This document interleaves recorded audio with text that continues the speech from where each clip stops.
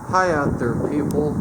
I'm on tour right now. I've been up for over 26 hours and counting in near freezing temperatures. I'm walking 5 hours between Fort Collins and Loveland, and I'm carrying about 70 pounds of equipment. Now, these days, there's a tendency among neoconservatives to say they drink raw eggs for breakfast.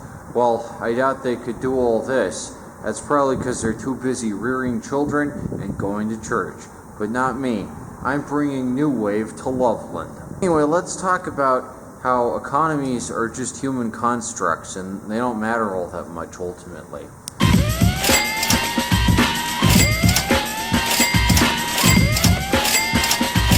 So, with political theory, obviously, it's helpful to distinguish between what is and isn't a construct. Like, for instance, the laws of physics aren't a construct because they predated us and they'll outlive us, and you can't really defy them with human autonomy. You can't just say, I'm going to wake up and fly, and all of a sudden you're flying. But the economy, on the other hand, is a completely made-up human construct. It's a game like chess. And games can be fun when you're winning. They can give you a dopamine rush if you cash in big on the stocks, but when the economy goes to shit, like it is currently with this recession, it's not fun for anyone, and nobody enjoys participating in the economy. And when people don't enjoy participating in the economy and circulating all that currency, it just makes the recession worse. And so eventually, it'll probably hype up to a depression. Anyway, there's nothing wrong with acknowledging and recognizing that the economy is a human construct. In fact, it makes it easier to interact with if you think of it that way, rather than some law of science or something, because it's not. It's not like chemistry or physics. Think about it. President Trump can just sign an executive order and eradicate the penny. I've always been horrified of this from a very young age. I'm not even sure why. It's just disturbing to consider that we don't have pennies anymore. I think that's kind of fucked up.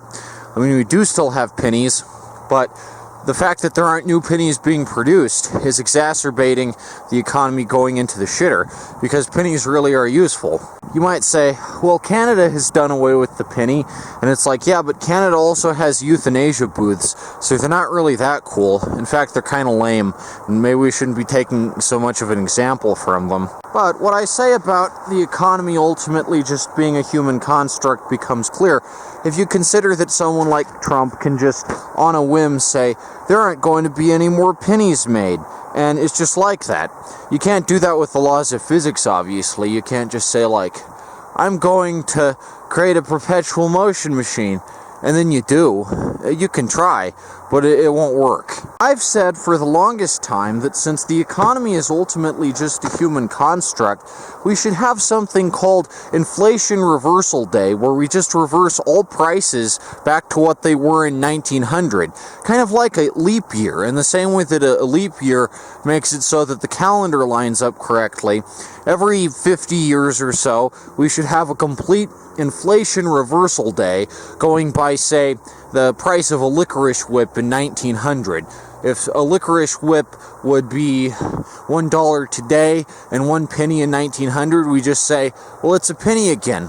And you might say that would send all the world markets into a reeling collapse, but it can't be worse than what we've already got, and I think eventually we'd get the hang of it. We just go, oh yeah, this thing is a penny.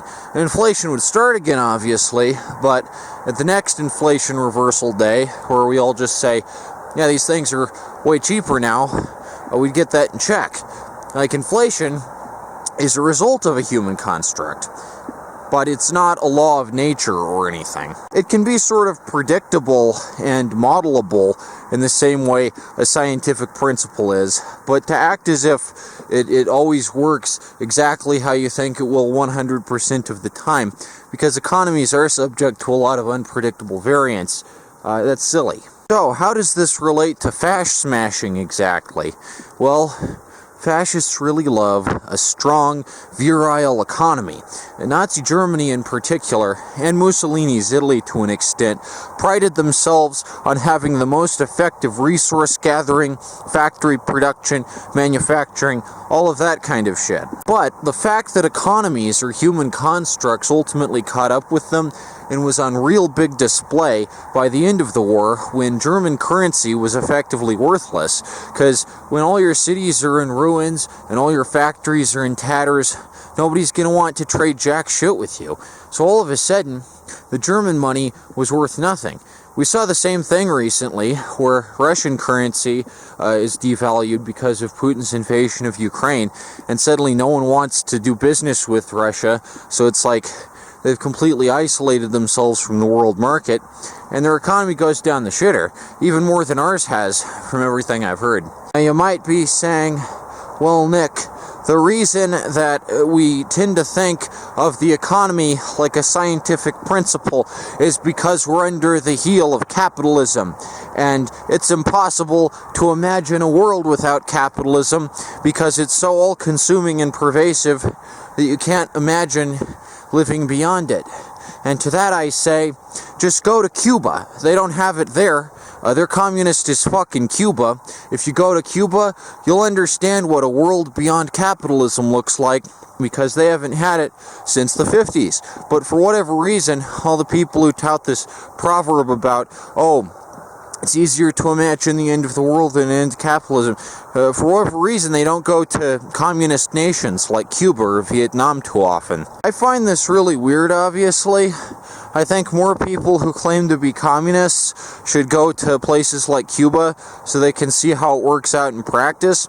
And I'd really like to go to Cuba. I think it's one of the cooler places I could potentially visit, especially since they have all those neat 50s cars down there that are still operational and running, because they've just had to keep the same cars for over half a century. Think about it like this. Why aren't communist nations promoted more here in America? I'll tell you why. Because they don't want you to like Cuba or Vietnam, or think about going there and checking them out. Do you know why there's so many weebs that consume media from the island archipelago of Japan, but we don't have an equivalent fan base of Castro speeches? That's all by design. And obviously a communist nation can't create a franchise as big and successful, a big-time intellectual property like My Hero Academia or Pokemon's or anything like that. So Cuba's really shit out of luck when it comes to appealing to the American market. Not that it even necessarily wants to do that. Right now, as I said, I'm making a grueling 5-hour trek from Fort Collins to Loveland. It's very difficult, but I do it not because it's profitable. I do it because it's individually rewarding. Meeting this goal is something important to me, and I think that says something about economies merely being a human construct. It can be fun to be paid for your work, but ultimately, if your work means something to you, if there's a goal that you set and you meet that goal, and it's not even something that anyone else wants, but you think of it, and you're like, I'm going to walk from Fort Collins to Loveland, then I think that's a pretty damn fulfilling career. As anyone will tell you, one reason the modern person is so alienated is because we're separated from the fruits of our labor. We don't have so many carpenters that build houses anymore, cobblers that make shoes, etc.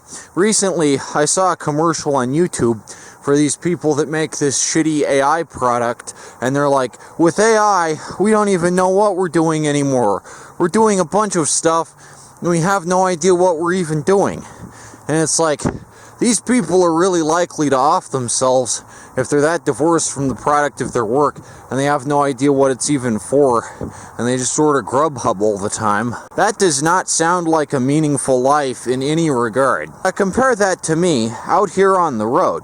When I'm out on the road, I'm subject to the whims of the world.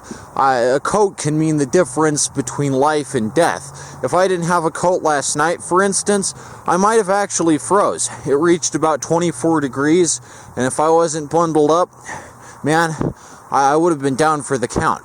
But luckily, I had come prepared. I once had a friend who worked an extremely boring and unfulfilling job in science, and she told me, well, you don't know what it's like to have to make rent, Nick.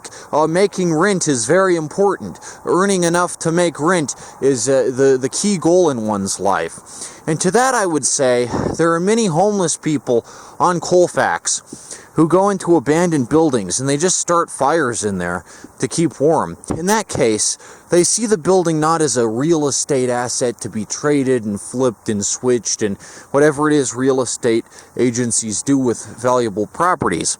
They see the immediate material reality of a building with a roof that can potentially provide warmth from the elements.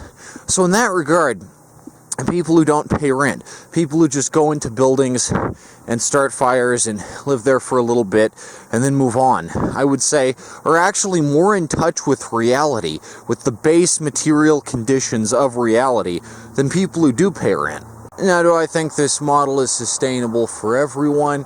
No, certainly not. But I do think it's worth considering that the further up in the social strata you are, the more money you make, the closer you get to Elon Musk level, ultimately, the more divorced you are from reality. One pretty good example is that to a homeless person, a hand warmer has more value than an entire electric stove. Because if the electric stove can't be plugged in anywhere, if it can't be turned on, it's basically worthless. But the hand warmer can provide instant heat, which is actually valuable if you're in sub-zero temperatures, like I am right now. Actually, these temperatures aren't sub-zero, they're just really, really cold, like 30, 20, but you get the point. Someone like Elon Musk wouldn't understand how a hand warmer can be more valuable than an electric stove. Someone like Mark Zuckerberg wouldn't understand how AI actually isn't valuable at all. But AI isn't valuable. AI is a bottomless money pit that does no good for anyone because humans aren't involved. And if humans aren't involved, if humans don't benefit from the economy, then the economy goes to shit. If money is shoveled into worthless garbage that helps robots, then the economy goes to shit. And that's exactly what we're seeing with this massive recession. Total financial ruin because so much fucking money is poured into something that doesn't help anyone. It's completely useless. It's the end result of people being completely divorced from the product of their labor and having no idea what they're even fucking doing. Everyone my age wants to be an engineer or a computer scientist, and it's like the market is oversaturated with engineers and fucking computer scientists. I have to go and print out my comics and actually make money from them. I have to work. I have to work pretty hard. But when people say that they hate freelance work, they say that, oh, Nick, you're not important because you do freelance stuff. What they really mean is, I'm jealous that you're able to exercise more of your autonomy and you don't have to become a fucking computer scientist like me. The recession really is fucking up every aspect of my life.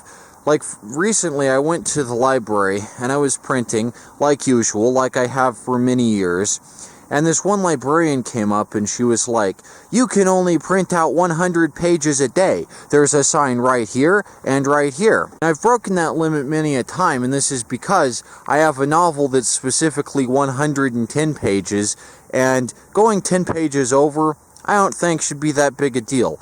Especially on this day, where I wasn't even holding up anyone in line. There was nobody behind me, and there was no reason for this librarian to act this adversarial. She was like, you have to stop printing. And I was like, okay, I'll never go over the limit again. And then, like 5 minutes later, she comes back and is like, you have to stop right now. You have to stop printing, or I will suspend your privilege to print.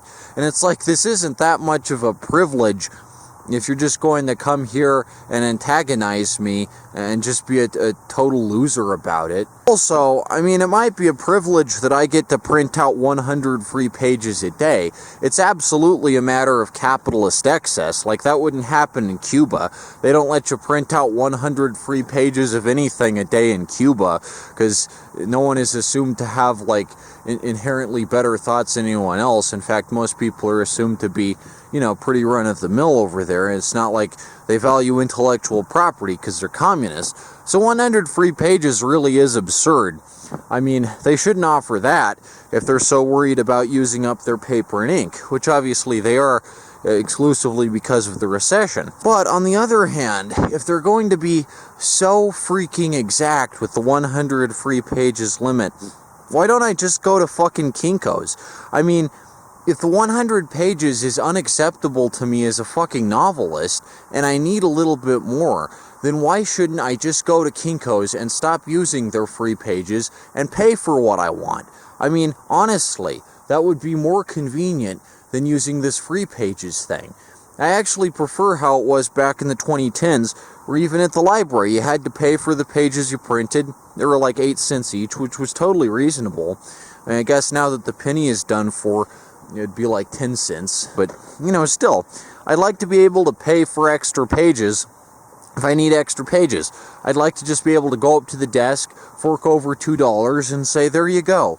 Don't worry about it.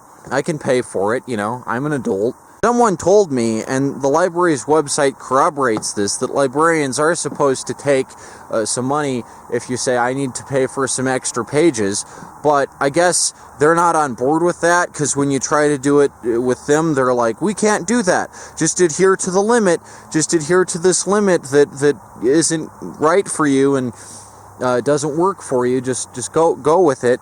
So, they have no idea what the rules and guidelines even are. Anyway, that's an example of the recession really making people suck, because it's like, yeah, I have the privilege of being able to print out free shit, but you have the privilege of being employed. You're able to pay rent and all with your cushy librarian job. I mean, surely there are more productive things you could do with your time. If you're so bored, you just have to bother people at the printer. You could go and shelve books or something. I'm sure there are books to be shelved. And considering I've written a 70,000 word novel, I mean, I don't think she's written a 70,000 word novel, so it's really condescending to have people shit on my art like that and prevent me from producing it. There's a serious demand for my comics. People want my fucking comics. They want to buy my comics. And it's like, if I can't meet that demand with the supply, basically fucked. So I may as well just go to Kinko's. I may just stop using the public taxpayer resource of the library and just go to Staples or some shit and get my copies there, because I'm sure their rates are fine and I could just print as much as I fucking want. Anyway, that's a really good example of like people who are employed really thinking that what they do is important, even if it's not necessarily. Like, I'm sure she wouldn't get fired if she didn't tell that to me and wasn't such a pain about it, or just told me once and didn't force me to stop printing. Like, here, you've got to stop printing right now, right fucking now. Don't you dare print out 5 more pages, you fucking bastard. Employees do this all the fucking time. They get on my case about the most innocuous shit. I'm not sure if it's because I'm autistic or they think I'm like stupid or what. When I was 12, I went to the Museum of Nature and Science, and they had an exhibition based on the Mythbusters show where, they disprove various myths and stuff, and you could disprove the myths in real time with various exhibits. And there was this one that was this tunnel full of phosphorescent liquid that would land on you, and it would be glow in the dark. So you would walk through the tunnel, and you would see how the raindrops looked, and then you would run through it, so you would see if more rain got on you if you were walking through or running through. And I went through this tunnel like 10 times because it was just fun to get glow-in-the-dark shit on me. And then this museum employee is like, you go through there one more time, we're gonna kick you out. And it's like, I know the purpose of it is to compare the running and walking, but I like going through this fucking foam tunnel with the glow-in-the-dark shit falling onto me. It's just a fun sensation for me. Damn, I like getting rained on with glow-in-the-dark shit. It was really weird. I mean, that's what the exhibition is for, It's to be curious and explore and, try things out. If you can't do that, if you can't take risks, if you can't innovate, then ultimately, progress is made. And I have to wonder how much the current economy actually favors innovation. I don't think it does. Innovation would be burning all these AI data centers to the ground, because they're nothing but excess and bloat. Then you take all the metal in there, all the computer cores and shit, and you resculpt them into modern art sculptures. They're kind of tasteful. You sell those for like $1,000 a piece. Here's a processor we turned into a couch. I think something like that could be kind of popular. It could kind of take off. And that would be innovation. If we said, we're going to take these AI data centers, use up tons of energy, ruin people's lives, cause constant blackouts. Like just in this past year alone, there's been like 3 blackouts at my house. We take these places, we just burn them. We just burn them to the fucking ground. Molten lava, all over. That would be legitimately innovative. That's the kind of thing that someone like Elon Musk can't try because he's so divorced from the immediate material reality of the world, the way that resources actually are, divorced from the human construct that we call an economy. Anyway, all this to say that, Hitler loved money. He wasn't a socialist. I know all the neo-Nazis say that he was. That's bullshit. He loved money. He loved making money. He loved being the big dog. He loved industry. He loved all that shit. Capitalism and fascism have pretty deep ties, I think.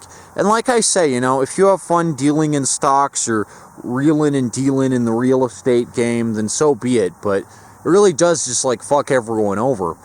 Half the properties in Denver currently are just empty buildings with for lease and available signs on them because they're just flipped endlessly by these real estate firms. It's fucking sad and pathetic, and it doesn't do anyone any good. It's just a complete waste of resources and buildings and space. It's actually just the biggest waste of resources. So it's a good example of how the economy can just fuck shit up for everyone. It's completely useless. Like I say, if you can recognize that the economy is ultimately just a human construct, you'll have a healthier and better understanding of it. And you'll feel like you have an angle, a leg up, a leverage that other people don't necessarily. So it's important to keep that in mind, that everything is just a human construct. Well, not everything, but money certainly is. Money's made up. When food stamps were recently cut by President Trump, there were so many food pantries and drives and shit organized by people to put together canned goods and bread and ramen. And so I think everyone was fed adequately during that short little period of time. At least here in Colorado, nobody went, "Oh my gosh, heretic, you're going against the laws of the economy by offering free food." It was just recognized that people fucking need to eat, and that's the right thing to do in that case, is to help people eat for free, because people need to fucking eat, because if they die, then they're no good to the economy anyway. They can't fucking work because they're dead, because they haven't eaten. It's I think that was a pretty good example of the economy being exposed as a human construct, ultimately. Not even a very convincing one at that. Not even a particularly effective or engrossing one. That President Trump can just take away everyone's fucking food stamps like some kind of barbaric animal, like some kind of a shit-eating weevil or something. Anyway, fuck Trump, death to despots, and until next time, smash the fash. Cha-ching.